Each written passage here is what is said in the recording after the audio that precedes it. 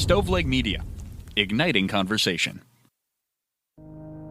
This started a long life of group homes, detention centers, and ultimately prison. At what point did they intervene? Why didn't they intervene? It's a situation that I would not want to find myself in. I would never want to get attacked, and I would never want to have to defend myself by killing somebody. And the big question we always ask, John, is justice been served here?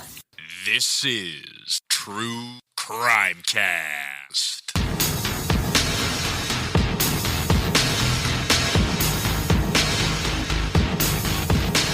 This is True Crimecast. Jamie and John here. John, we're recording on back-to-back days. That does not happen very often. We love getting caught up. Unfortunately, for some of you who join Patreon, that means that we may go a couple of weeks without saying your name, but trust us, we'll get to it. On a rarity, on a back-to-back day, we still have somebody to thank. We have a new member of our Patreon community. Yeah, right after we recorded yesterday, which is not anywhere close to the time frame you're listening to this on, we had Crystal, who came in at a $10 a month level. So Crystal will get every episode of Patreon True Crimecast that we have instantly, and she gets a special shout out. Not to mention an autographed photo. Now, Crystal, we appreciate your support. If you need a new dartboard for your home and you want to throw darts at our faces, I fully support that. But at least make John the bullseye. Crystal, we really appreciate you. I've always just assumed people would put them in their gardens and use those as scarecrows. It's not bad. It's not bad. Yeah. So, Crystal, we really appreciate you. It's folks just like you that keep the lights on here at the show.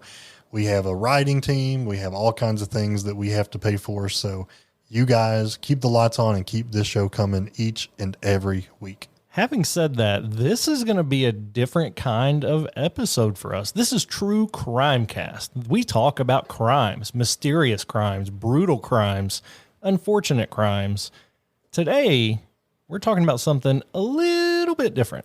We started this show, and I don't know, Jamie, if you remember our tagline. Do you know the tagline to True Crimecast? Two friends, a microphone, and a mystery. So this falls into mystery category. What are we talking about today? The Bermuda Triangle. Now, listen, there could be crimes involved here. Maybe there are some pirates out there taking down ships.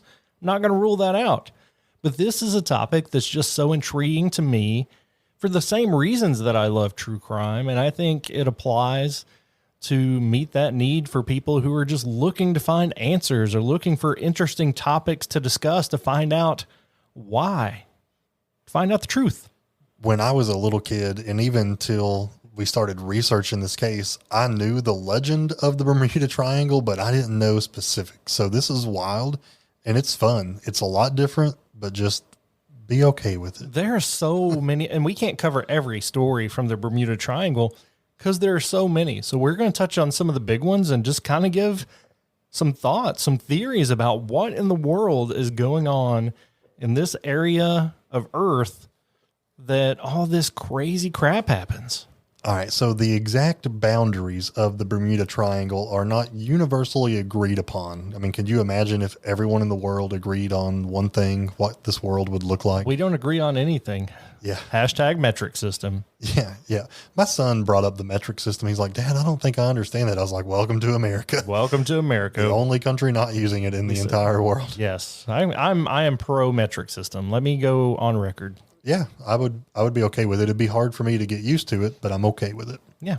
So it is most commonly defined as the area of the Atlantic Ocean that stretches between Miami, San Juan, and the island of Bermuda. It encompasses hundreds of thousands of square miles. I mean, it is just so vast.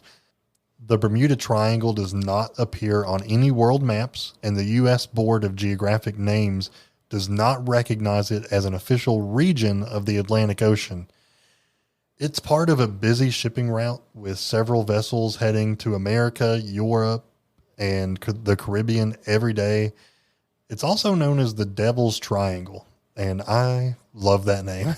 Yeah, it adds to the mystery and strikes fear into wary travelers. The Bermuda Triangle has been known as a mysterious and dangerous region of unsolved mysteries for centuries. Now, some even say that Shakespeare's play The Tempest is based on tales of sorcery and shipwrecks that occurred in that area. The exact number of ships and airplanes that have disappeared in the Bermuda Triangle is not known, but the most common estimate is about 50 ships and 20 airplanes. So let's talk about some of these. We can't talk about all of them, but we can hit the highlights. Well, one of the most mysterious and well-known is the Mary Celeste. On December 4th of 1872, a British ship, again named Mary Celeste, was adrift in the choppy seas just a few days after it left New York and was headed to Italy.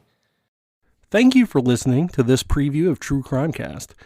You can find the rest of this episode, as well as over 200 other episodes, on Apple Podcasts, Spotify, Amazon Music, or wherever you find your favorite podcasts.